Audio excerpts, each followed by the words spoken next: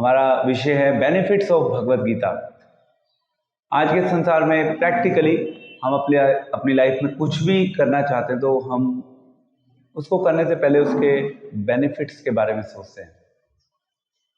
And yes, एक दृष्टिकोण से बेनिफिट्स पता होने चाहिए। बेनिफिट्स पता होंगे तो हम उसमें अपना इंटरेस्ट भी दिखाएंगे, उसको जानने की कोशिश करेंगे, समझने की कोशिश करेंगे, क्योंकि आज के समय में हमारी जो लाइफ है वो ऑलरेडी बहुत बिजी है। प्रैक्टिकली हमारे पास समय नहीं है एंड लाइफ में करने को बहुत सारी चीज़ें हैं। तो ऐसे में हमसे अगर कहा जाए कि हमें भगवत गीता को पिक करना है, भगवत गीता को समझना है, भगवत गीता को अपने जीवन में उतारना है, तो माइंड में ये प्रश्न आएगा कि ओके प्रभु जी, हम भगवत गीता उतारेंगे अपनी लाइफ में, पर उससे पहले हम ये जानना चाहते हैं कि एग्जैक्टली भगवत गीता हमारी लाइफ में हमें क्या देगी, हम इससे क्या सीख सकते हैं। तो हालांकि हमारे पास समय कम है, भगवत गीता के अगर हम बेनिफिट्स की बात करें तो बेनिफिट्स अनलिमिटेड हैं, बट उन अनलिमिटेड बेनिफिट्स को मैं अभी 5 प्रमुख बेनिफिट्स में डिवाइड करूंगा और हम उन 5 important aspects of Bhagavad Gita जिनको हम समझ सकते हैं और फिर हम रिलेट कर सकते हैं कि yes, it is something needed in my life, इसको मुझे अपनी लाइफ से जोड़ना चाहिए। तो पहला है, भगवत गीता में इनफैक्ट अर्जुन को जब भगवान कृष्ण ने उपदेश देना शुरू किया तो भगवान ने जो अर्जुन को सबसे पहली एंड महत्वपूर्ण शिक्षा दी वो थी दूसरे अध्याय के 14th श्लोक में। वहां पे भगवान ने बोला ताम तितिक्ष्व भारत। तो बेसिकली वहां पे जो वर्ड आया तितिक्ष्वा, ये बहुत महत्वपूर्ण है। अब हम इसको थोड़ा गहराई से समझेंगे कि एग्जैक्टली ये वर्ड हमारी लाइफ में कैसे काम कर रहा है। तो इसमें भगवान ने बोला कि भाई अर्जुन, इस संसार में सुख आता है, दुख आता है, एंड सुख और दुख का आना किसके समान है? जैसे सर्दी आती है और गर्मी आती है। मात्र स्पर्श सुकौन्तेय शीतोष्ण सुख दुखदा आगाम पाइनो नित्य ताम तितिक्ष्व भारत। ये पहली इंपॉर्टेंट टीचिंग थी भगवान की ओर से अर्जुन के लिए। तो भगवान ने कहा कि देखो, इस संसार में हमारी लाइफ में बहुत से उतार चढ़ाव आते हैं। कभी हमारी लाइफ में कुछ अच्छा होता है और कभी हमारी लाइफ में बहुत खराब भी होता है, गलत भी होता है। तो बहुत से स्विंग्स चलते हैं, सभी की लाइफ में चलते हैं एंड प्रैक्टिकल फैक्ट ये है कि हम में से कोई भी एक्सेप्शन नहीं है। तो भगवान ने इस प्रॉब्लम को शुरू में ही एक्सेप्ट कर लिया और भगवान ने एक एग्जाम्पल दिया। उस एग्जाम्पल से अर्जुन को बताया कि भाई इस संसार में सुख आएंगे और दुख आएंगे, हम में से कोई भी सुख और दुख से अपने आप को बचा नहीं सकता, कोई भी नहीं बचा सकता। और फिर भगवान ने कहा कि देखो आएंगे, आपको क्या करना है, उसको टॉलरेट करना सीखना है। तो हमारे जीवन में हम परिस्थितियों को टॉलरेट करते हैं, है ना। सिचुएशंस आ जाती हैं, कभी बहुत डिफिकल्ट सिचुएशन है, कभी बिल्कुल इजी है, एवरीथिंग इज ओके, और कभी कभी हम बहुत ज़्यादा डिस्टर्ब रहते हैं, सिचुएशंस की वजह से डिस्टर्ब होते हैं। और इसके अलावा जो हमारे आसपास लोग होते हैं, हम लोगों को भी टॉलरेट करते हैं, नहीं करते? लोग हमारी बात को सुनते नहीं, या हम जो लोगों से अपेक्षा करते हैं, लोग हमारी अपेक्षा के अनुसार हमारे साथ डील नहीं करते, या वो अपना एक इंडिपेंडेंट मेंटालिटी से अपनी लाइफ को जीना चाहते हैं। आज के समय में बच्चे भी होते हैं, बच्चे भी अपने माँ बाप की बात नहीं सुनना चाहते। तो ऐसे में आप बीइंग ए पेरेंट, आप चाहते हो कि आपका बच्चा आपकी बात सुने, जिससे उसका अच्छा एक फ्यूचर बिल्ड हो सके। अब वो नहीं सुन रहा तो क्या होगा, आउटकम क्या होगा? जब बच्चा आपकी बात नहीं सुनेगा तो क्या होगा? फ्रस्ट्रेशन, हम फ्रस्ट्रेट हो जाएंगे। मैं इसके भले के लिए सोच रहा हूं कि मेरी बात ही नहीं सुन रहा। तो फ्रस्ट्रेशन से हम लोग भर जाते हैं फिर, अब अगर हमारे पास सहन करने की शक्ति है तो संबंधों में सहनशीलता का एक बहुत महत्वपूर्ण रोल होता है। आज के समय में सोसाइटी में लोगों की लड़ाइयां हो जाती हैं, किसके ऊपर? पार्किंग के ऊपर। पार्किंग के ऊपर लड़ाई, बताओ। एंड ऐसे भी केसेस सुनते हैं वहां पे लोगों को मार देते हैं। Can you imagine, just for small stuff लड़ाई हो गई, मार दिया। छोटी सी बात हुई, थोड़ी सी किसी की गाड़ी के साथ लग गई तो धमाका हो जाएगा, क्योंकि लोगों की टॉलरेंस पावर जो है वो खत्म होती जा रही है, सहन शक्ति खत्म हो रही है। तो गीता में भगवान ने कहा कि भाई अर्जुन, तुम इसे टॉलरेट करना सीखो। ये एक प्रिंसिपल हो गया जो भगवान ने दिया अर्जुन को। ऑब्वियसली उस प्रिंसिपल को लाइफ से कैसे जोड़ना है उसकी हम बात बाद में करेंगे। तो एक ये प्रिंसिपल हो गया कि अगर हम गीता की टीचिंग्स को अपनी लाइफ से जोड़ना शुरू करते हैं तो धीरे धीरे हमारे अंदर टॉलरेंस अपने आप कल्टीवेट होना शुरू हो जाती है। ये पहली शिक्षा हो गई। दूसरे अध्याय का 14 श्लोक, आप सब इसको नोट कर सकते हैं। So this is a starting point. Bhagavad Gita में भगवान कृष्ण अर्जुन से ये नहीं कह रहे कि मेरी वर्शिप करो स्टार्टिंग में। पहले भगवान ने कहा कि भाई आपकी लाइफ के लिए जो रेलेवेंट है पहले हम उसकी बात करेंगे, जिसमें आपका बेनिफिट होना है अर्जुन, जिसमें आपका कल्याण छुपा हुआ है, मैं पहले तुम्हें वो सिखाना चाहता हूं, है ना। हम सब बेनिफिट देखते हैं, तो भगवान ने अर्जुन के बेनिफिट की बात करी। पहले भगवान ने अर्जुन के बारे में सोचा। तो ये हो गया पहला टी फॉर टॉलरेंस। अब दूसरा प्रिंसिपल, भगवद गीता का एक श्लोक बहुत महत्वपूर्ण है, कर्मण्येवाधिकारस्ते मा फलेषु कदाचन। So now A is for action. अब हम सब जानते हैं हम अपनी लाइफ से एक्शंस को कभी अलग नहीं कर सकते। जब आप बिल्कुल बोलते हैं निष्क्रिय भी हो जाओगे अपनी लाइफ, तो भी आपकी लाइफ में आप एक्शंस करोगे। मेंटल लेवल पे कुछ ना कुछ विचार चलना भी एक्शन ही है। हम सब एक्शन परफॉर्म करते हैं टाइम टू टाइम, चलता रहता है। फिजिकल एक्शन, मेंटल लेवल पे एक्शन, एक्शन कभी नहीं रुकता। हम एक क्षण भी अपने आप को क्रिया किए बिना नहीं रोक सकते। हमेशा हमें क्रिया करनी होगी। तो गीता में भगवान ने कहा, देखो तुम्हें कर्म तो करना है, पर कर्म के फल से तुम्हें आसक्त नहीं होना। अभी अपने आप में सुनने में तो बहुत अच्छा लगता है, कर्म करो फल की चिंता मत करो। तो कृष्ण ने अर्जुन को कहा कि ठीक है, कर्म करो फल की चिंता मत करो, दूसरे शब्दों में उस फल को मुझे अर्पित कर दो, भगवान को उसका रिजल्ट ऑफर कर दो। अब जब आप किसी को भी कोई चीज ऑफर करते हैं, देते हैं, तो एक तरीके से उसमें एक बहुत इंपॉर्टेंट एलिमेंट जुड़ जाता है। क्या होता है वो एलिमेंट? सोच के बताइए क्या होता है? सैक्रिफाइस। आपने किसी के लिए कुछ किया, जब आप किसी के लिए कुछ करेंगे तो इसका रिजल्ट क्या होगा कि आपको कुछ ना कुछ उसके लिए अपनी लाइफ से त्यागना होगा। और जब आप कुछ त्यागेंगे तो फिर आपकी लाइफ, अगर आज आप अपनी लाइफ में केवल अपने लिए कर रहे हो, तो फिर दूसरों के लिए आप करना शुरू कर दो, तो आप सेल्फिश जोन से सेल्फलेस जोन की ओर मूव कर रहे हैं। सेल्फलेस जोन बहुत मुश्किल जोन है, बट गीता वो पुस्तक है जो हम सभी को सेल्फिश लाइफ से बाहर निकालकर सेल्फलेस एक्शन के ऊपर फोकस करने के लिए ट्रेन कर रही है, प्रशिक्षण दे रही है। एक्शन तो हम सब करेंगे, बट एक होता है केवल अपने लिए एक्शन करना, दूसरा होता है समाज के लिए भी कुछ एक्शन करना। तो ये हो गया ए फॉर एक्शन। एक्शन करना कैसे है, एक्शन करने की कला।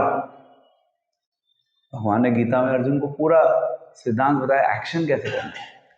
जनरली समाज में सब लोग क्या कहते हैं? कर्म करो फल की चिंता मत। हम सब कर्म कर रहे हैं, हम गीता को फॉलो कर रहे हैं। हम कर्म तो कर रहे हैं, कर्म तो एक जब चोर चोरी कर रहा है वो भी कर्म कर रहा है, बट कौन सा एक्शन करना है, कौन से एक्शन से अपने आप को दूर रखना है, दोनों में अंतर है ना। Action which you are expected to perform in life and then the action which you are forbidden to perform, जिसको हम बोलते हैं क्या करना है और क्या नहीं करना। अब ये ना बहुत रिलेटिव कॉन्सेप्ट है, क्या करना है क्या नहीं करना। रिलेटिव कॉन्सेप्ट का मतलब समझते हैं आप? जैसे अगर हम यहाँ पे अभी बैठे हैं शुभम अपार्टमेंट में, यहाँ पे बैठे हैं और यहाँ पे आपने लेट से किसी को गोली मार दी। अब आप गोली मार दोगे तो क्या होगा? आपने पाप कर दिया, आपने लाइफ ले ली एक पर्सन की। अब वहीं वही गोली अगर आप लेट से बॉर्डर पे हो एंड बीइंग ए मतलब देश की रक्षा करने के लिए आपने गोली चलाई काउंटर पार्ट पे, तो वो क्या है? आपने अपने धर्म का पालन किया। यहां पे वही चीज अधर्म थी और वहां पे वही चीज धर्म में परिवर्तित हुई। तो ये जो एक्शन का कॉन्सेप्ट है बहुत रिलेटिव है। कब क्या कहां सही है और क्या कहां पे गलत हो सकता है, इसको समझना आसान नहीं है। इसके लिए हमें एक्शन परफॉर्म करने की कला को विकसित करना और उसके लिए हम सबको चाहिए विजडम। विजडम देती है गीता कि क्या एक्शन करना है किस परिस्थिति में और क्या एक्शन हमें नहीं करना। तो गीता क्या है? एक बुक है विजडम की। ठीक है, इंफॉर्मेशन सब जगह अवेलेबल हो सकती है कि भाई इस परिस्थिति में आपको पाप नहीं करना चाहिए आपको, ये इंफॉर्मेशन हो गई। बट इंफॉर्मेशन के पीछे पीछे एक चीज और इंपॉर्टेंट होती है। एनिमल इंफॉर्मेशन जो अब आप एक्शन कर रहे हो इंफॉर्मेशन के बेसिस पे, वो आपका फिजिकल एक्शन है, बट उस फिजिकल एक्शन के पीछे एक चीज होती है, इंटेंशन। आपके पास इंफॉर्मेशन अवेलेबल है, उस इंफॉर्मेशन के बेसिस पे आपने एक्शन किया। हो सकता है कि सोशल प्लेटफॉर्म पे वो एक्शन एक्सेप्टेबल ना हो, बट अगर आप इंटेंशन से उस एक्शन को मैग्नीफाइंग ग्लास के थ्रू, इंटेंशन के थ्रू अगर आप उस एक्शन को इवेल्युएट करें तो आपको पता चलेगा कि एक्शन इस पर्टिकुलर परिस्थिति में आवश्यक था, इसकी जरूरत थी। एक्शन गलत दिख सकता है बाहर से, मतलब जैसे अब हम वो सोल्जर की बात कर रहे हैं, सोल्जर की इंटेंशन क्या है? देश की रक्षा करना। यहां पे इंटेंशन क्या है? कुछ अपने सेल्फिश लाभ के लिए किसी को मार देना। एक्शन सेम है, इंटेंशन का फर्क है। तो गीता आपको सही इंटेंशन के साथ एक्शन परफॉर्म करने की कला सिखाती है। बहुत इंपॉर्टेंट है ये। एक्शन तो सभी परफॉर्म करेंगे, सही इंटेंशन के साथ जो एक्शन परफॉर्म करेगा वो वास्तविक एक्शन है। ठीक है, तो ये हो गया दूसरा पॉइंट। अब आता है तीसरा पॉइंट। गीता के दूसरे अध्याय के आई थिंक 70 और 71 श्लोक में, अपूर्ण्यमानम अचलम प्रतिष्ठम, वहां पे गीता में भगवान ने एक बहुत अच्छी एनालॉजी यूज की। अब हम सभी को लाइफ में क्या चाहिए? शांति चाहिए। कहां से लाएं शांति? इस संसार में इतना हाहाकार मचा हुआ है, सब लोग भाग रहे हैं बस। आप just go out on the street, आपको पता चल जाएगा। आप कभी भी चले जाइए। जैसे हम डेली मॉर्निंग में ना मंगला आरती में आते हैं, तो हम नॉर्मली 5:15 बजे आते हैं। अपना मैं सूर्यमल विहार रहता हूँ, तो डेली हम 5:15 बजे तक घर से निकलते हैं और पहुँच जाते हैं। मिलन विहार में होती है मंगला आरती। तो एक दिन हम लेट आए, 6 बजे आए, मतलब जस्ट 45 मिनट्स, और विद इन 45 मिनट्स रोड पे ट्रैफिक की मूवमेंट बहुत बढ़ गई, हलचल शुरू हो गई अलग। तो क्या है कि इतना ज्यादा स्ट्रगल है इस संसार में, जीने के लिए स्ट्रगल है। Specially in this human body we all are struggling for existence. Survival मुश्किल है, आसान नहीं है, बट यस लोगों की आवश्यकताओं के ऊपर डिपेंडेंट है, वो एक अलग फैक्टर है। But yes the point is कि हम सब स्ट्रगल कर रहे हैं। अब उस स्ट्रगल के साथ पीस को जोड़ना बहुत मुश्किल है। दोनों बिल्कुल एक कॉन्ट्रास्ट कॉन्सेप्ट है। स्ट्रगल भी करना है, शांत भी रहना है। आपस में इनको रिलेट करना बहुत मुश्किल है। मतलब एक तरफ आप कह रहे हो भागो भागो भागो भागो भागो, और दूसरे आप कह रहे हो नहीं शांति बना के। तो गीता में कृष्ण ने अर्जुन को कहा, उदाहरण की, मतलब कृष्ण ने अर्जुन को एक एग्जाम्पल बताया। जैसे समुद्र होता है, समुद्र में क्या होता है, बहुत सी नदियां जो होती हैं वो जाकर मिलती हैं, एंड समुद्र को एज सच उन नदियों के प्रवेश करने से समुद्र का जो फ्लो होता है, समुद्र का अपना फ्लो होता है, इससे समुद्र को कोई फर्क नहीं पड़ता कितनी हैवी कितनी बड़ी नदी आई, समुद्र वापस अपने लेवल पे समुद्र क्या है, पीसफुल है। थोड़ा सा आप समुद्र की गहराई में जाओगे पता है समुद्र बहुत पीसफुल। अब इसको भगवान ने कंपेयर किया हमारी लाइफ से। इस संसार में सब लोग भाग रहे हैं, सब लोग भाग रहे हैं, व्यस्त हैं, समय नहीं है, कोई गीता नहीं समझना चाहता अनफॉर्चुनेटली। तो क्योंकि सब लोग भाग रहे हैं, तो उस भागने वाली परिस्थिति में आप भी प्रभावित हो जाओगे, आपके ऊपर भी उसका इंपैक्ट आएगा ना। लोग भाग रहे हैं, आप नहीं भी भागोगे तो वो आपको जबरदस्ती भगा देंगे। बट यदि आप समुद्र बन गए, अगर आप समुद्र बन गए, समुद्र के पास क्या है, उसका अपना एक इंडिपेंडेंट एग्जिस्टेंस है। समुद्र अपने आप में इतना विशाल है कि उसका एक अपना ठहराव है, उसको नदी से कोई फर्क नहीं पड़ता, है ना। तो यदि हम अपने आप, हम लोग अंदर से सिमटे हुए हैं, हमारे अंदर अगर ठहराव है, अगर हमारे अंदर हमारे जीवन में गहराई है, तो बाहर क्या चल रहा है उससे ज्यादा फर्क नहीं पड़ेगा। तो गीता क्या करती है, गीता हमें अंदर जाना सिखाती है। संसार हमें बाहर कैसे जीना है वो सिखाता है, और गीता हमें अंदर से कैसे जीना है उसकी कला सिखाती है। बाहर तो सभी जी रहे हैं, बट सब फ्रस्ट्रेटेड लाइफ जी रहे हैं क्योंकि उनको अंदर जाना नहीं आता, जिसको बोलते हैं इंट्रोस्पेक्शन, मॉडर्न टर्मिनोलॉजी, और हमारे स्पिरिचुअल टर्मिनोलॉजी आत्म मंथन करो, विचार करो, सोचो मैं क्या कर रहा हूं, मैं क्यों कर रहा हूं, मुझे कैसे करना चाहिए, मुझे कब करना चाहिए, और मुझे कहां करना चाहिए, मुझे क्यों करना चाहिए।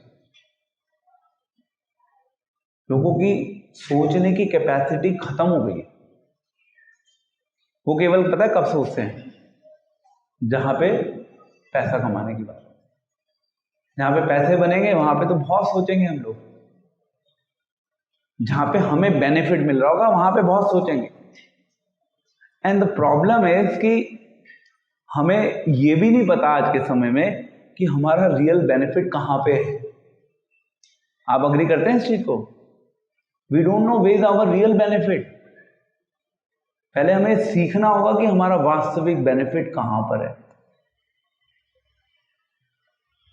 अगर हम इस संसार में खो जाएंगे, संसार के स्ट्रगल में, तो हम रियल बेनिफिट तक नहीं पहुंच पाएंगे। गीता आपको यह भी बताएगी कि आपके जीवन के लिए, आपके लिए क्या रियली में बेनिफिशियल है, और फिर आप उसके अकॉर्डिंग एक्शन करोगे। एंड जब आप वो एक्शन करोगे तो उस एक्शन से ही आपके जीवन में शांति आना शुरू हो जाएगी। शांति बहुत बड़ी चीज है। शांति से भी ऊपर एक और चीज है। कोई बताएगा शांति से ऊपर क्या है? बाय द वे, हम तो बस शांति ढूंढते हैं लाइफ में, है ना, नॉर्मली, कि जीवन में शांति मिल जाए प्रभु जी, बस, बाकी तो सब ठीक है। शांति से ऊपर कुछ है? देखो, वो शांति और सेटिस्फेक्शन तो एक ही फैमिली हो, संतुष्टि एंड शांति एक ही फैमिली, उससे ऊपर कुछ है। अगर आपने एक्सपीरियंस किया होगा तो आप बता पाओगे, नहीं तो आप कैसे बताओगे? Can you think of something कि शांति से ऊपर भी कुछ है?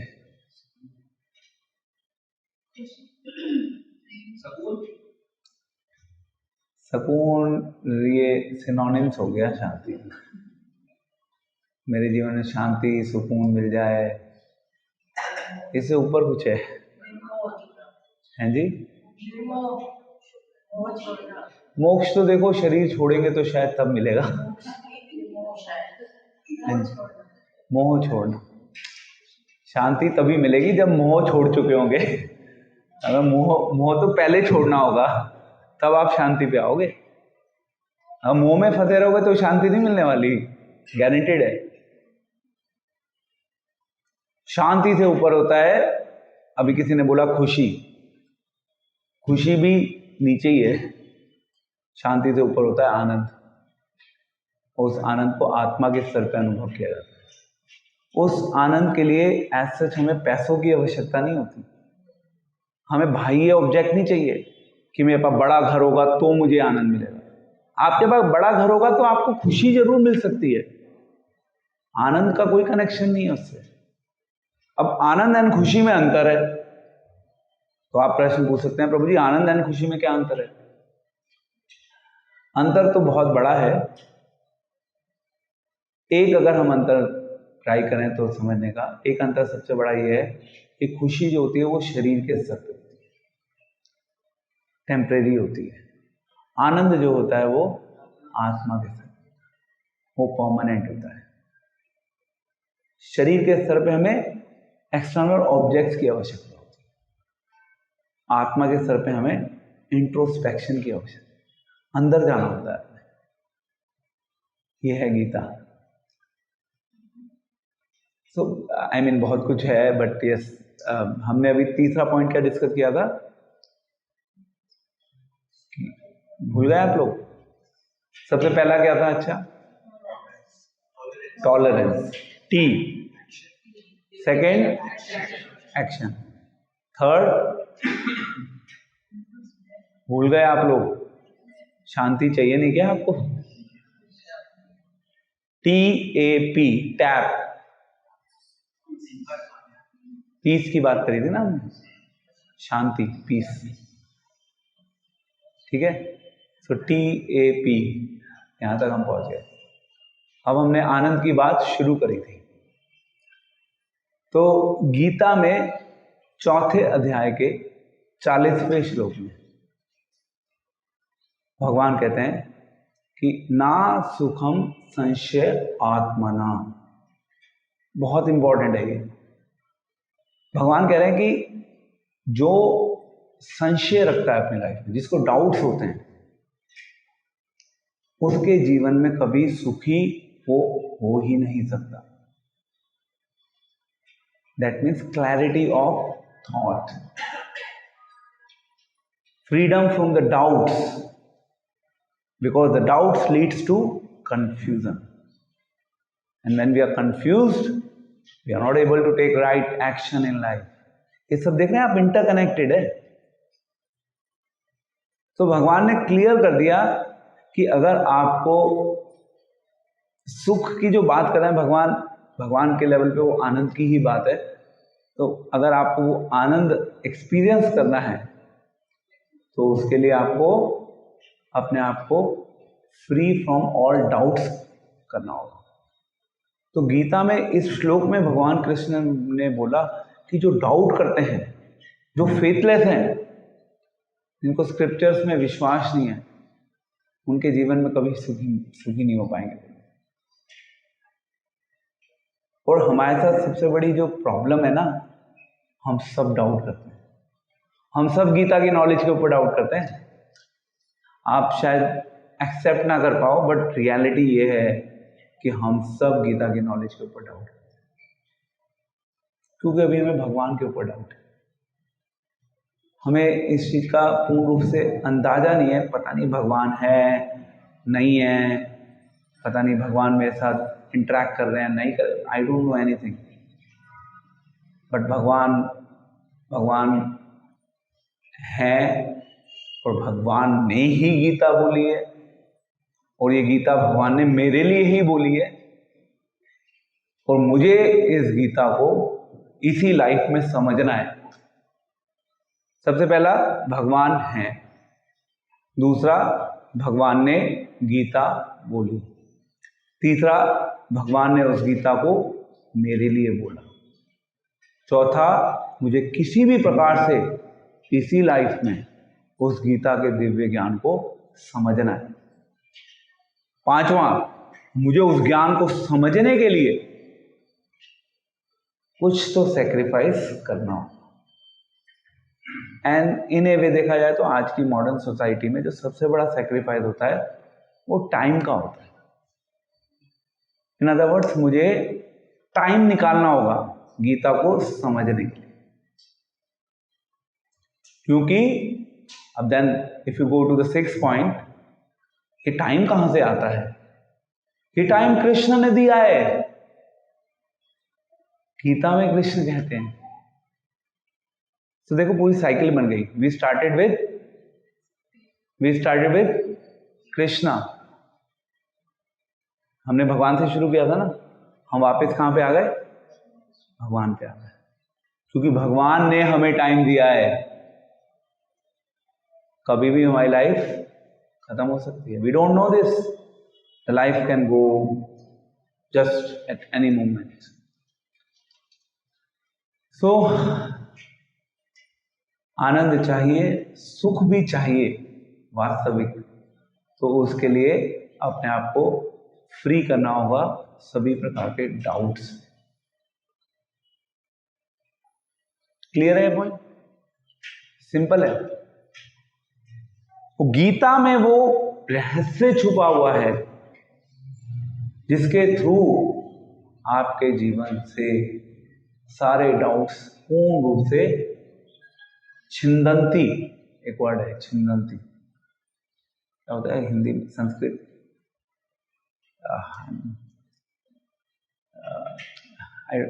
छिंदंती सुना है आपने? छेद देते हैं ना, छेद, समथिंग छेद करना, छेद से आ रहा ही है छिंदंती, होल करते हैं ना किसी चीज में। तो हमारे डाउट्स को पूरा, जैसे अगर लेट से हमारा एक घड़ा है, घड़ा, ठीक है, अब उस घड़े में पानी भरा हुआ है, आपने क्या किया, उस घड़े में नीचे से उस पर हिट किया, वो घड़ा टूट गया, धीरे धीरे सारा पानी खत्म हो गया घड़े में। तो अभी हमारी लाइफ में क्या है? डाउट्स भरे हुए। गीता क्या करती है? गीता हमारे उन डाउट्स को काटना शुरू करती है। घड़े में पानी भरा हुआ था, घड़े को आपने एक पत्थर मारा, घड़ा टूट गया। ऐसे गीता ने जब आपके जीवन में प्रवेश किया तो आपके डाउट्स धीरे धीरे धीरे धीरे धीरे अपने आप खत्म होना शुरू हो गए। ये गीता की स्पेशलिटी है। तो ये एक पॉइंट हो गया, इसको बोलते हैं फ्रीडम फ्रॉम डाउट्स, डी हो गया बेसिकली, TAP&D, ये 4th पॉइंट हो गया। एक रह गया अभी, वो एक क्या, let me just see.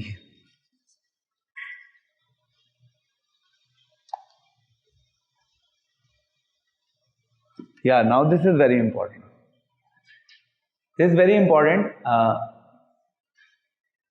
Actually, अब ये है M, इसका निमोनिक है M, तो TAMPD, ये 5 हो गए। अब हम M की बात कर रहे हैं। M से any guess what it could be? सबकी लाइफ से जुड़ा हुआ है, सबसे इंपॉर्टेंट अंग है हमारी लाइफ। हमारी लाइफ का सबसे इंपॉर्टेंट अंग है, अंग। M stands for mind.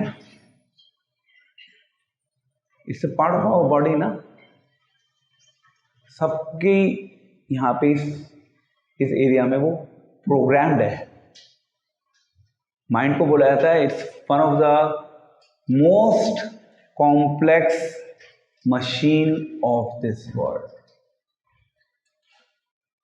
And इस माइंड की कैपेसिटी, अगर आप if you get to know, इस माइंड की कैपेसिटी इस संसार में जितनी भी लाइब्रेरीज हैं, उन लाइब्रेरीज में जितनी भी बुक्स हैं, उसमें जितनी भी इंफॉर्मेशन है, माइंड की कैपेसिटी है उस सारी इंफॉर्मेशन को स्टोर करने की। माइंड की कैपेसिटी है।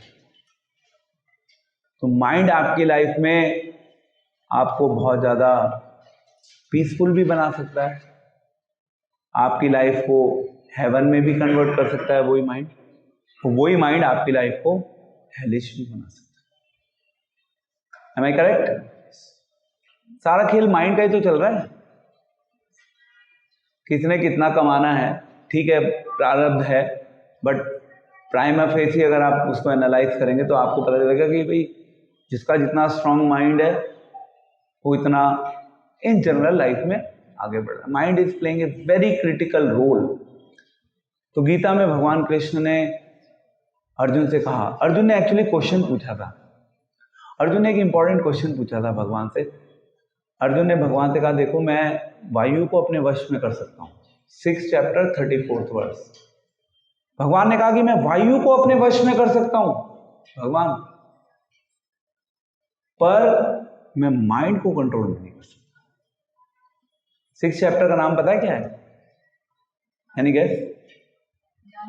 ध्यान योग। एक्चुअली वहां पे भगवान एक कॉन्सेप्ट लेके आ रहे हैं कि जो भी करना है बहुत ध्यान से करना है। वहां पे क्वेश्चन अर्जुन ने पूछा कि भगवान माइंड कंट्रोल नहीं हो रहा, क्या करें? हम सभी का क्वेश्चन है, यूनिवर्सल क्वेश्चन है। तो भगवान कृष्ण ने 35वें श्लोक में 6 चैप्टर के भगवान कृष्ण ने कहा कि यस, नो डाउट, असंशय महाबाहो मनो दुनिग्रहम चलम।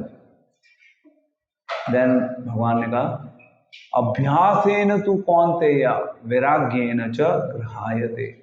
2 चीजें बोली भगवान ने। भगवान ने सबसे पहले बात करी अभ्यास की। हम सब जानते हैं practice makes a man perfect. अब हम माइंड कंट्रोल की बात कर रहे हैं। माइंड कंट्रोल मीन्स अपने माइंड को आपको अपने वश में लेके आना है। तो भगवान की ओर से पहली एडवाइस है कि आप कुछ प्रैक्टिस करो। तो आप कहेंगे किस चीज की प्रैक्टिस करें प्रभु जी? क्या पैसा कमाने की प्रैक्टिस करें, नॉलेज गेन करने की प्रैक्टिस करें, किस चीज की प्रैक्टिस करें, कैसे संसार में जीना है इसकी प्रैक्टिस करें? एग्जैक्टली कौन सी प्रैक्टिस की बात हो रही है यहाँ? Any guess? भगवान ने अभ्यास वर्ड यूज किया है। एंड ये एज ए प्रिंसिपल हम सबको पता है, बट एग्जैक्टली प्रैक्टिस किस चीज की करनी है ये हमें नहीं पता। यहां पे एक प्रैक्टिकल डिस्कनेक्ट आ गया ना। प्रिंसिपल हमें पता होगा कि अभ्यास करेंगे तो हम एक्सपर्ट बन जाएंगे। किस चीज का अभ्यास करना? अभ्यास हमें करना है कि भाई अल्टीमेटली हम एक हायर पावर, जिसको हम गॉड बोलते हैं, भगवान बोलते हैं, हमें उस हायर पावर के ऊपर कंसंट्रेट करना होगा। एंड उस कंसंट्रेशन के लिए प्रैक्टिस चाहिए, बैठना होगा, अपने आप को टाइम देना होगा।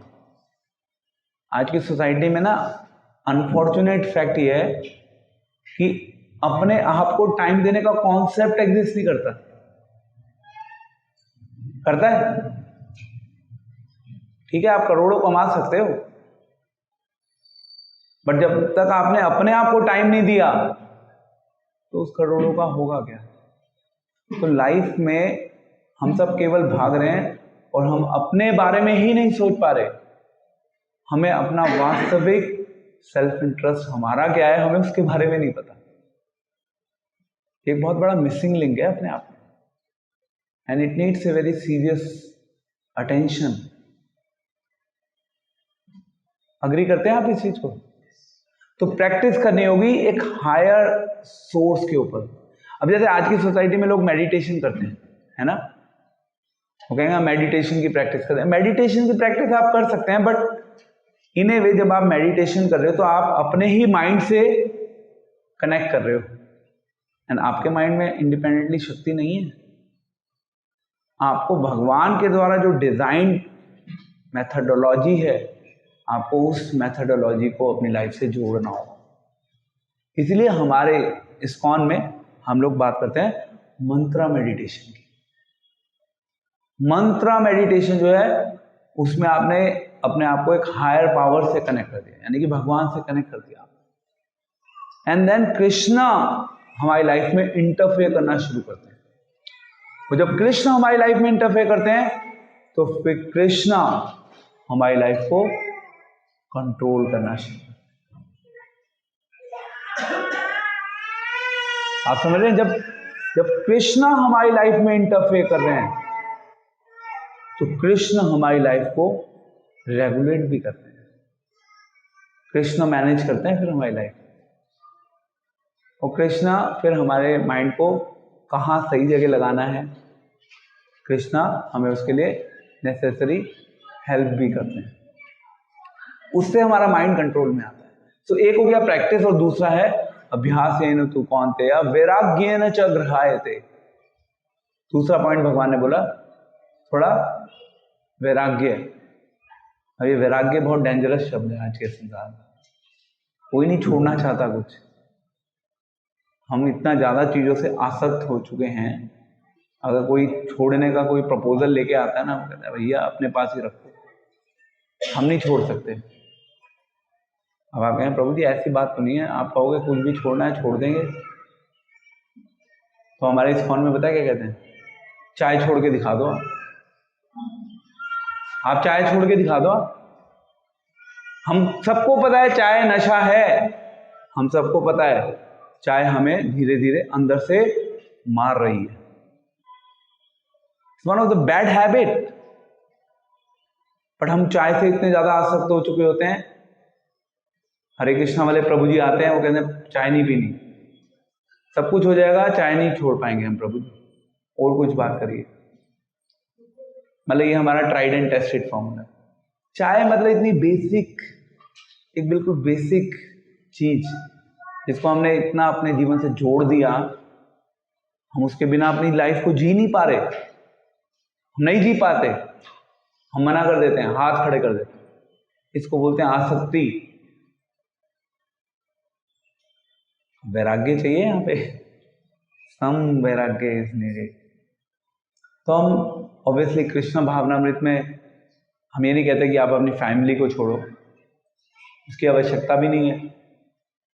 मैं भी 20 साल से फैमिली में हूँ ही अपनी, तो ऐसा उसकी तो कोई ज़रूरत नहीं है। बट कुछ चीज़ें ऐसी होती हैं जो हमारी लाइफ में हमारे स्पिरिचुअल अपलिफ्टमेंट में एक बहुत बड़ी एक बाधा होती है, एक वो स्टम्बलिंग ब्लॉक होते हैं।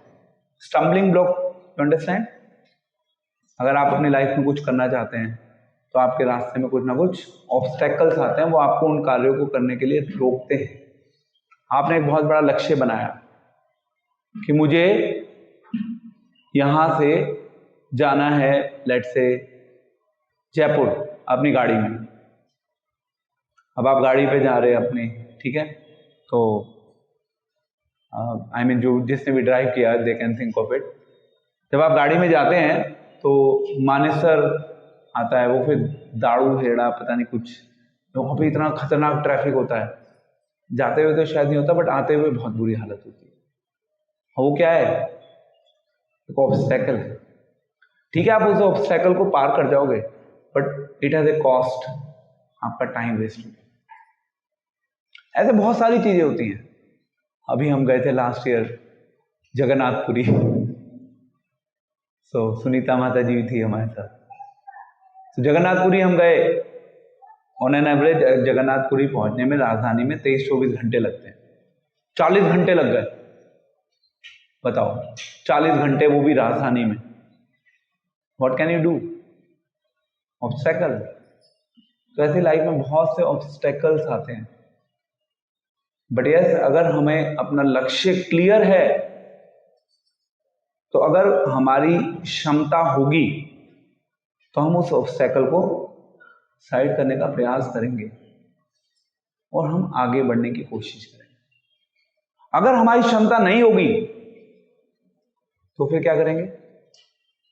Think of the first principle. क्या करेंगे? T4, टॉलरेट करेंगे। कुछ चीजें हम अपने रास्ते से जो हमारे लिए प्रॉब्लम क्रिएट कर रही हैं, कुछ चीजों को हटाया जा सकता है, कुछ चीजों को हमें नहीं हटा सकते। कुछ चीजों को हमें अपने साथ लेकर चलना होगा, वो हमारे जीवन से इन ए वे जुड़ी रहेंगी। अग्री करते हैं इस चीज को? सो ये 5वां प्रिंसिपल था हमारा। माइंड की हमने बात करी थी। माइंड कंट्रोल अगर करना है तो आपको इन एनी केस कुछ अपनी लाइफ में प्रैक्टिस अडॉप्ट करनी होगी। वो गीता हमें वो विजडम देती है, वो इंफॉर्मेशन देती है, वो गाइडेंस देती है कि यस, कौन सी प्रैक्टिस हमें अडॉप्ट करनी है, और वो प्रैक्टिस हमें कैसे हेल्प करेगी माइंड को कंट्रोल करने के। गीता में कृष्ण ने बोला कि भाई ये जो माइंड है, ये आपका बेस्ट फ्रेंड भी हो सकता है और ये आपका वर्स्ट एनिमी भी हो सकता है, दोनों पॉसिबिलिटी। अभी आपके ऊपर है कि आप अपने माइंड को कैसे ट्रेन करते हैं। आजकल तो लोगों का माइंड खराब होता है तो पता नहीं वो क्या क्या कर देते हैं। मतलब आप देखो ना, we heard this some of the very strange अभी हिस्ट्री में केसेस हुए जिसमें वो मतलब अपनी गर्लफ्रेंड को काट के फ्रिज में रख दिया। ये सब सुन रहे थे। किसी का माइंड बिल्कुल खराब हो गया, आउट हो गया, वो रेप कर रहा है 3 साल की लड़की के साथ, 4 साल। ये सब क्या है? ये आउटरेजियस माइंड है। माइंड विचार नहीं कर पा रहा क्या करना है क्या नहीं करना। इनडिसिसिव हो चुका है माइंड। माइंड पे कोई वश ही नहीं है। माइंड जो चाह रहा है वो कर रहे। वो सुना है वो नाइकी का टैग, जस्ट डू इट, बस करो, सोचो मत, करो। अजीब सी बात है ना, वो यही ट्रेनिंग दे रहे हैं, सोचो मत ज्यादा संसार में, बस कर लो। पूरी सोसाइटी इसी प्रिंसिपल पे जी रही है आज के समय। ज्यादा सोचने की आवश्यकता नहीं है, एक्शन करो। बाकी सब भी एक्शन कर रहे हैं ना, बाकी सब बहुत आगे बढ़ रहे हैं ना भाई, तो आप भी आगे बढ़ोगे, बस कर लो, सोचो मत, करो। तो हम सब उसी रेस के हिस्से बन चुके हैं। हम सब बिना सोचे करने में लगे हुए हैं। पागलपन सवार हो चुका है। अनफॉर्चुनेट रियलिटी है, पागलपन सवार हो चुका है। वो एक होता है,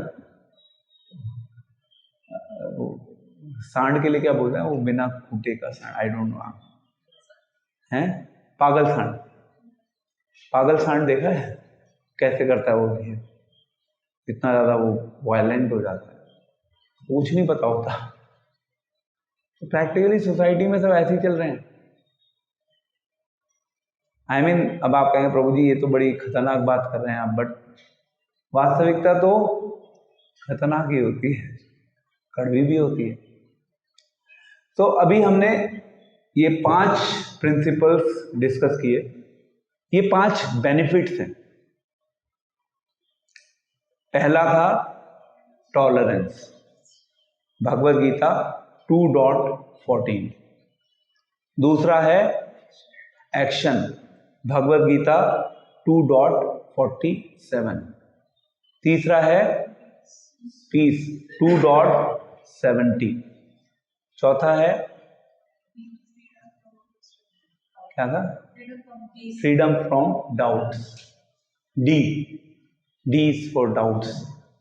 4.40। पांचवा माइंड, अगेन भगवद गीता 6.35।